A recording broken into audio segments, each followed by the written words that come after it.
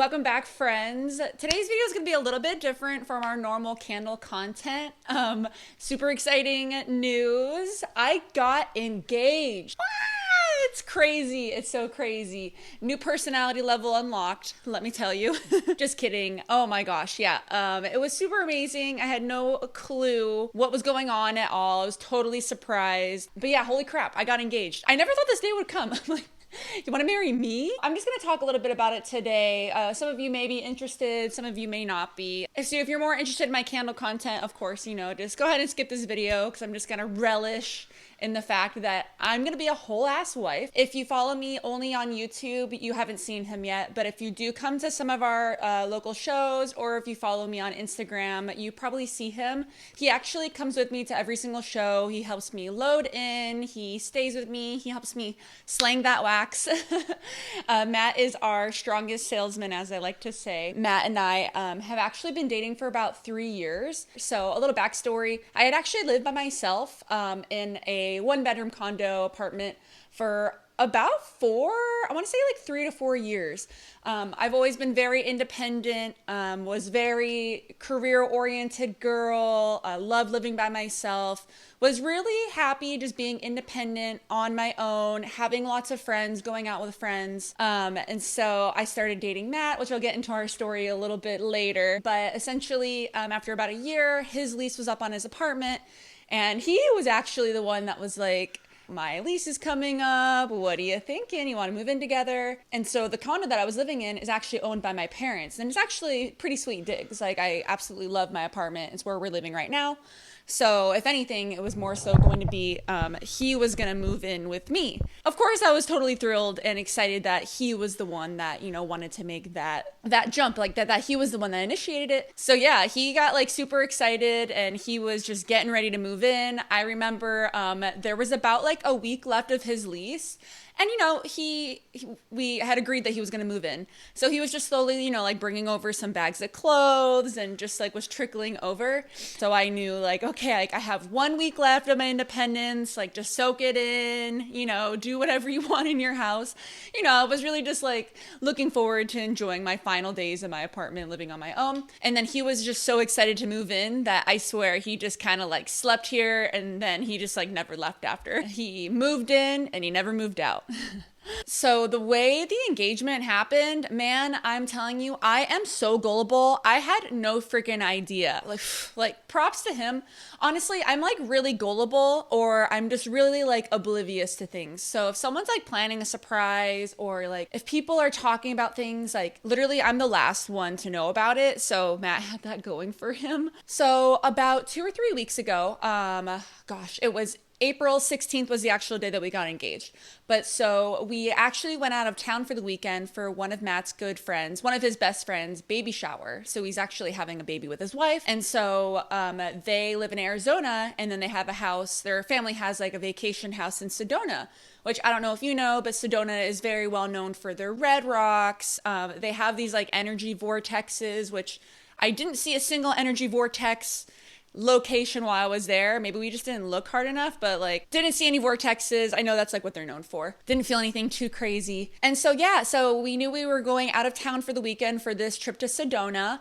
So my parents actually recently got a house in Palm Springs, and so we're in California. So our game plan was going to be that we were going to stay at my parents' house in Palm Springs overnight on Thursday, just so we could have a little extra head start in the morning and then head to Arizona. But so our cat Luigi is so personable. Like he loves humans, he loves touch, he wants to be on your lap constantly. He's a little bit spicy sometimes, but he really is a lover.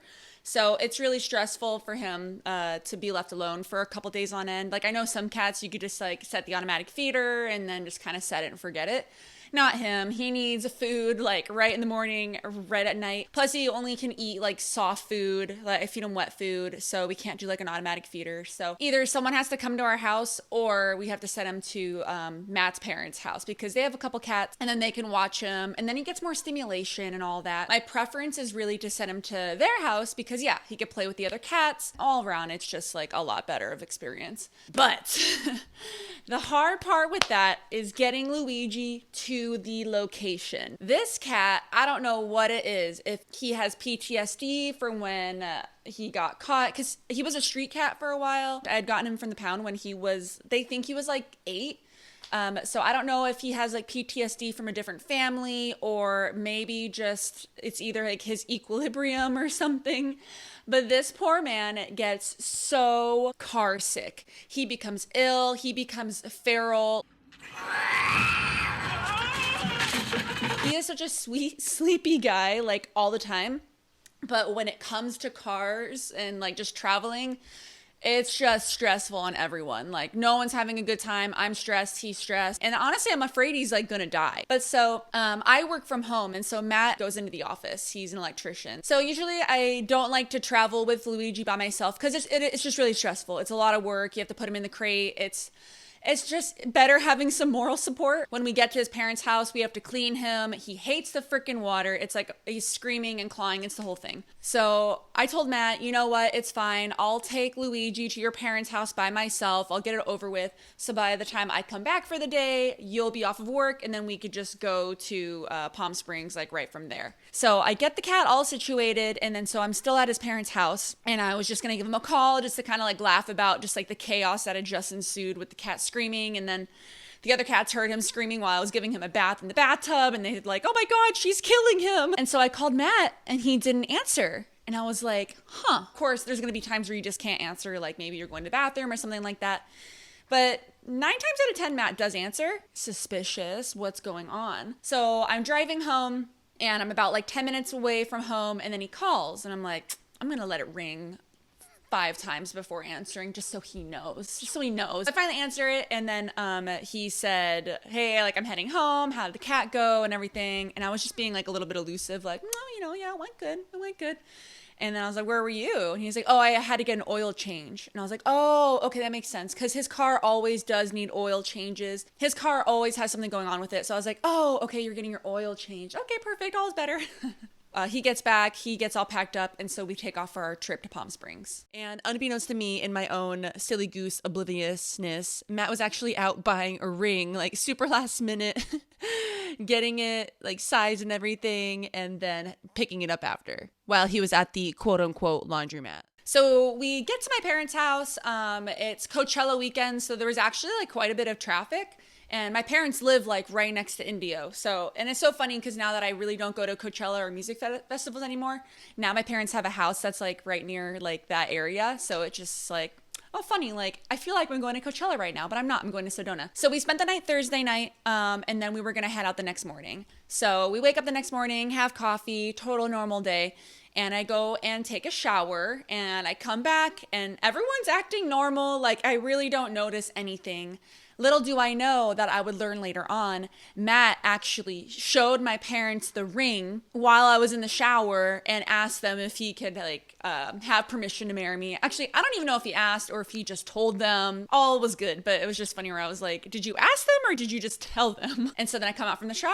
I don't notice anything. I'm just like, oh, everyone's quiet. What's going on? We finish having our coffee. We hang out for a little bit. Yep. So we get on the road and all of that. And so it was super funny because while we were driving, just like on the road again, going to Arizona, Matt like wouldn't let me look at his phone. And I don't go through his phone. I know what you're thinking. Like, no, we really don't go through each other's phone. But at the same time, like if I need to look at his phone, like if he asks like the directions or if he asks what time it is, we'll do that. So we were in the car and then he was like, oh shoot, like I don't know the directions to this one, whatever. So I was like, oh, let me have your phone. Like I'll look at it. And then he was like, no. And I was like, no, like what's going on over there? And of course, like my mind defaults to like the worst thing possible, of course. I was like, well, like I'll look at, it was because we didn't know where the hotel was. Like his parents had sent us like the itinerary because they did it on their email and all of that. He didn't get that information beforehand, of course, like a guy. And so I was like, well, let me look at your email. Like, let me look at your email and then I'll figure it out. And then he was like, no. And I was like, well, what's on your phone, huh? But it's funny because like my mind did not think engagement. none of that. Because he wouldn't let me look at his texts either. And so I was like, oh, what if his family's talking shit on me because they're annoyed that they're watching Luigi again? Like, they always have to watch Luigi, and why do they have to watch this dumb, poopy cat? He's not dumb, actually. He's a little sweetie. But, you know, my mind was defaulting to that. Like, oh, he's probably talking ish on me. Maybe he wants to break up with me and he was texting other people like that. So we spent the night at the friend's house who was having the baby shower. Unbeknownst to me, every single time I went to the restroom, Matt was showing people like, look, I got a ring. Look, I got a ring. I'm going to ask her on Sunday after the shower. So it was just funny because like everyone actually played it really cool. Like I really never had an idea at all that Matt was really planning anything at all. It was actually like really funny. But so then the next day, on Saturday, we went to the baby shower. Yeah, totally gorgeous baby shower. They got lots of beautiful gifts. It was such just like a wonderful day. We were in beautiful Sedona. And we were celebrating her shower, and she was glowing. It was beautiful. It was a perfect day. And it was just really great to hang out with Matt and like all of his friends on that side and everything. Like they're really such great people. So it was just a perfect day, and it was all about her, and it was wonderful. And so I did notice like at the end of the day, like as I was hugging people goodbye, they're like, oh, what are you guys doing tomorrow? And we're like, oh, so we actually have like the whole day just to ourselves. We're actually gonna think like we're gonna go for a hike and maybe get dinner or something like that, you know, nonchalant. And I did notice it totally, I'm oblivious, like I mentioned. So like I really didn't notice anything. But as I like hug people goodbye, that I was like, okay, yeah, like, oh yeah, I'm sure we'll have a good day tomorrow. And they'd be like, I'm sure you will.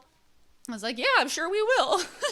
Silly old me, like, yeah, I'm sure we will have a good day. Yeah. So the next day, we just take our time waking up. And so we knew that we wanted to do a couple of hikes and then maybe get dinner. And so if you know Sedona or a little bit about it, they're very well known for their red rocks and their hiking. So they have these like enormous, just like red rocks, like gorgeous hikes you can do.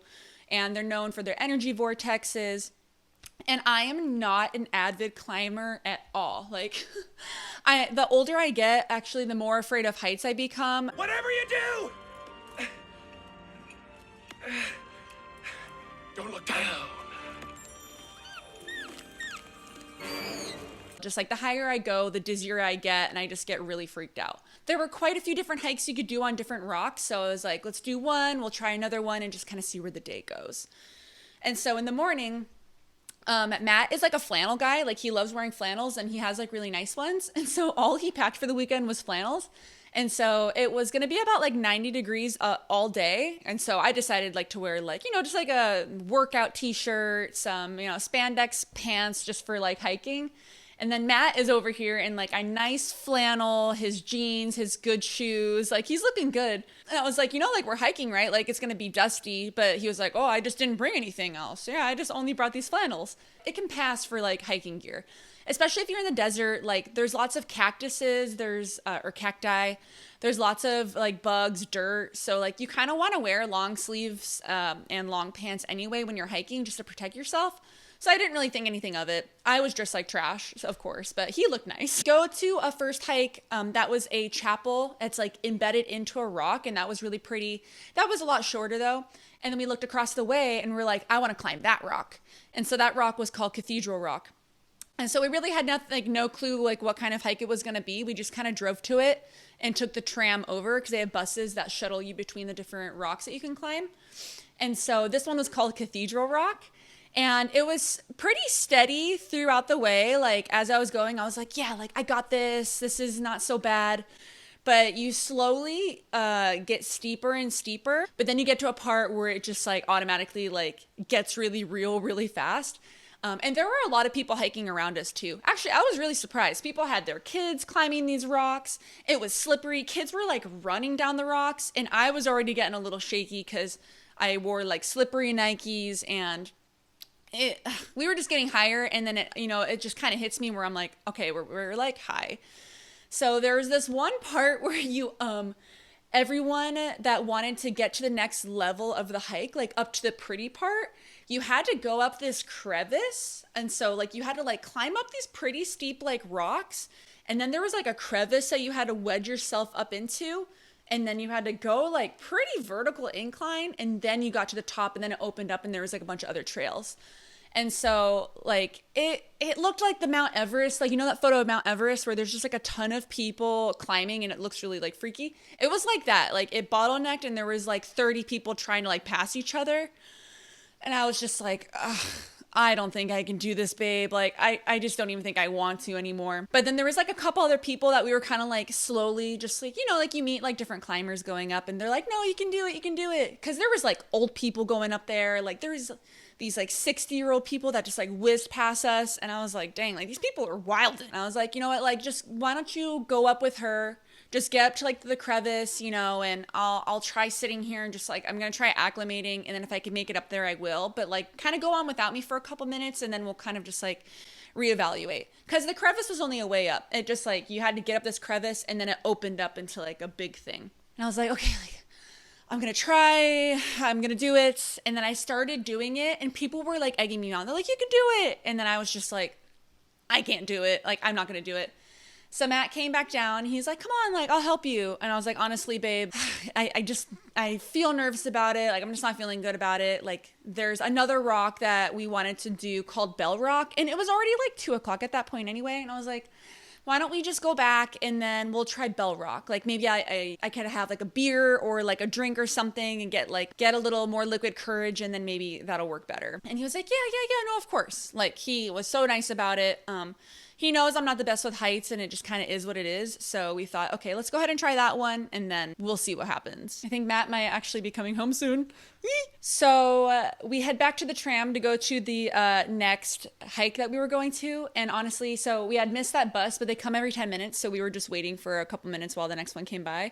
And Matt was like super quiet. Like he kind of looked a little depressed. But it's hard because he's like a quiet guy, you know, sometimes he's really talkative. But also he's like a man of few words sometimes. So when he's quiet, I just think like he's being quiet. But I was like, oh, are you disappointed that I didn't want to go to the top? I'm sorry, I just couldn't do it. And he was like, no, it's okay. But he was just being really quiet. So I was like, oh, maybe he really wanted to go to the top of that thing. Like, but maybe I'll feel better at the next one, you know?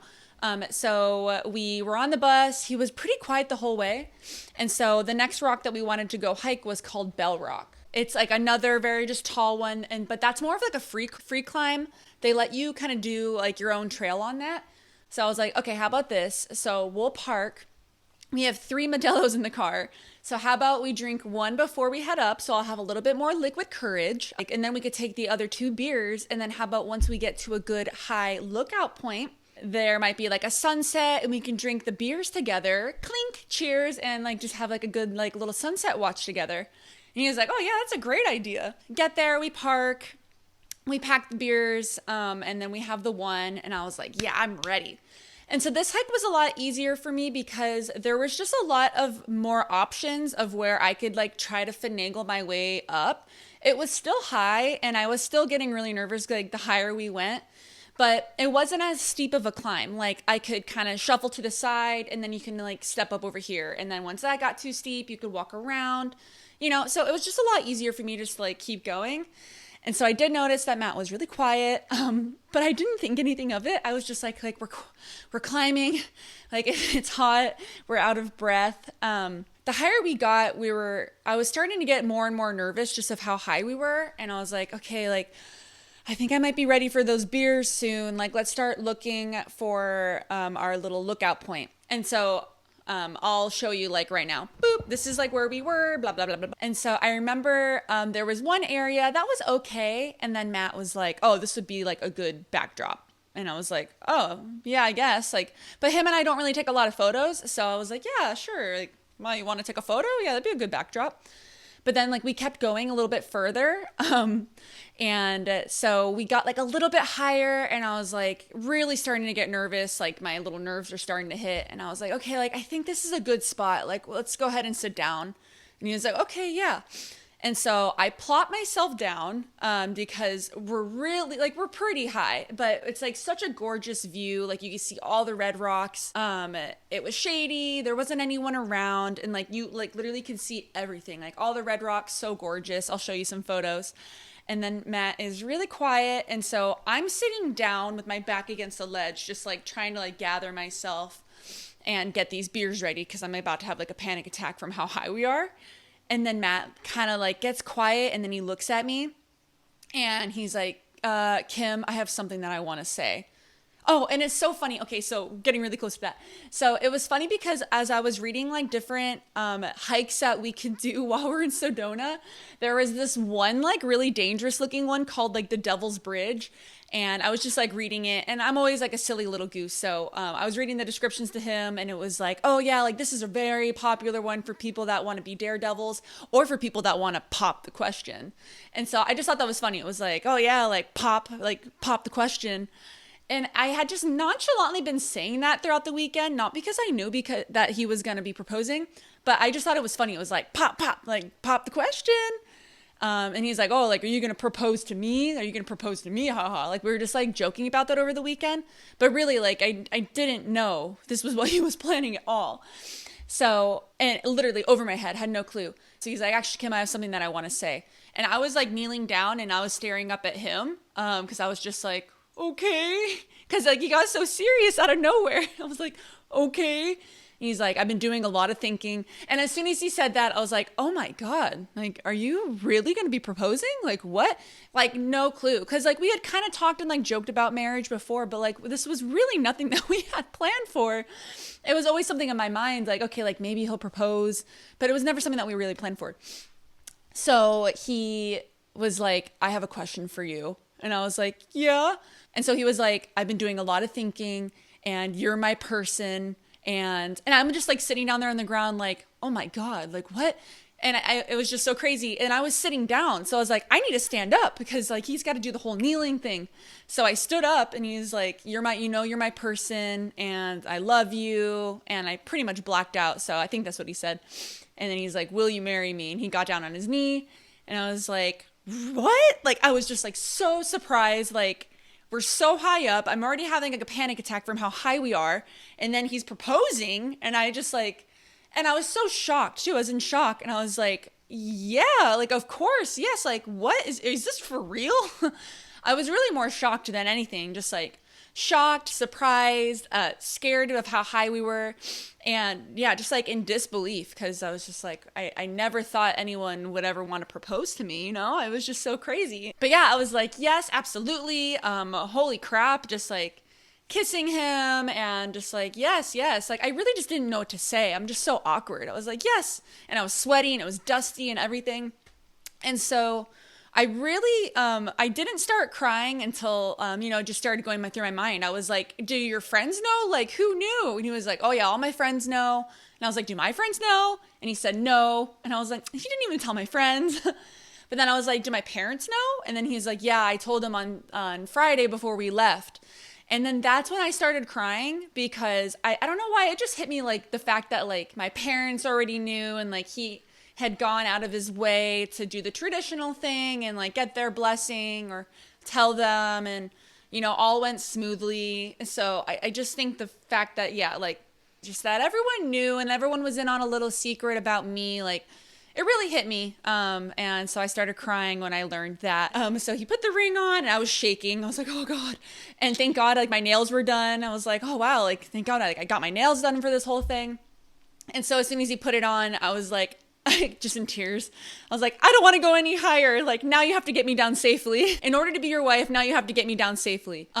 Because, oh God, it was just a lot. I was just so nervous. After that, we're literally like, I think like 1,000 feet up in the air on like a freaking cliff. Like we hiked up here. I was already higher than I wanted to be. I was a big ball of nerves. And honestly, just the only thing I wanted to do was just like get down safely at that point. I was done with the hike. But so after that, we did enjoy our beers on that little ledge. And it was honestly so beautiful. Like I'll show you the photos right now because you could see just all the red rocks. And we were able to snag a couple photos with each other. I literally like set my phone. I propped it up on like a little cactus that was sitting there because there was like no one around us. And so we sat down after that and we're just, cuddling and just looking at like literally the most gorgeous view and just like taking it all in. And honestly, yeah, I was just in so much shock. It was really shock. But honestly, like I had in my mind, like just previously, like, oh, like if he ever did propose, like I wonder where it would be. Because we really never talked about it like in that much in depth. Like it was just us. It was our own. It was intimate. It was gorgeous. I'm not an avid climber, so I never in my wildest imagination thought that he would propose on top like of this huge mountain. But it was really breathtaking. It was gorgeous. Yeah, like definitely like up until this point, the best day of my life. So it was just perfect. So we took our time getting down. I was like, get me off of this mountain. Like I'm done. Like your first job as my fiance is get me down alive. And yeah, it was just funny because like in my mind too, I was like, okay, like if you ever get proposed, like how awkward is it just like the rest of the day after that? Like, are you talking about things? Like what do you talk about? Because I'm just such like a neurotic, weird person. Like I overthink. So I'm always just thinking of those things. But honestly, we were just like laughing and joking about the whole weekend and just how I didn't know and how I was totally oblivious to everything, like the whole walk down. It was really special. As soon as we got to the car, I called my parents and we just started telling everyone, and everyone was super excited. That was another thing too. I was really happy that everyone was so excited about it. Because, you know, some people get engaged or married, and if it's like tumultuous relationships, not that ours is, but like, you know, sometimes there's those couples that get engaged and you're like, I don't know if that's going to head in a good direction. I was really happy that, you know, the type of relationship and love that we have, like people were generally excited for us. And it's just like, it's just such a happy thing. I get emotional thinking about it.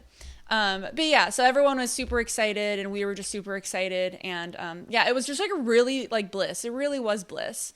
So we found a steak place. Hey, Matt's home. Hi. You look so cute. I love when he gets home and he is all dirty. It's like he has this like backwards hat and he's all dusty and dirty from his work on. Ooh. Hi, I'm recording a video. No, I'm busted. Should we unmask the masked man? Maybe that's the cure to world peace. Your online presence. But yeah, that's the story. That's it. I'm happy. I'm like done with it anyway. After the dinner, it was like the most amazing steaks that I had ever had. Well, not as good as the ones Matt has ever made me. Those are always the best. We got a bottle of wine. We wanted to have a romantic jacuzzi night, which we tried, but we went to the jacuzzi and there were just like a bunch of drunk older white people in there. It was fun. It was a good time, but you know, they were just kind of like giving us the runaround, making fun of us kind of a thing. Final thoughts. But yeah, it was perfect. Totally in love. We don't know any wedding details at all. And yeah, we're not planning that just yet. So one thing at a time. But yeah, it was perfect. I had no clue. And yeah, I guess that's it. This story was already pretty long, so I guess I won't go into like our origin story just yet. I'll probably save that for a different video. But yeah, thanks for tuning in for my engagement story. It was really exciting. He did so good. He has a flair for the dramatic, we learned. But yeah, once again, my name's Kimberly with Drip from the Crypt. We'll continue with our typical candle content in the next video. But thanks for tuning in to this wonderful love story, and I hope you have a good day. Bye-bye.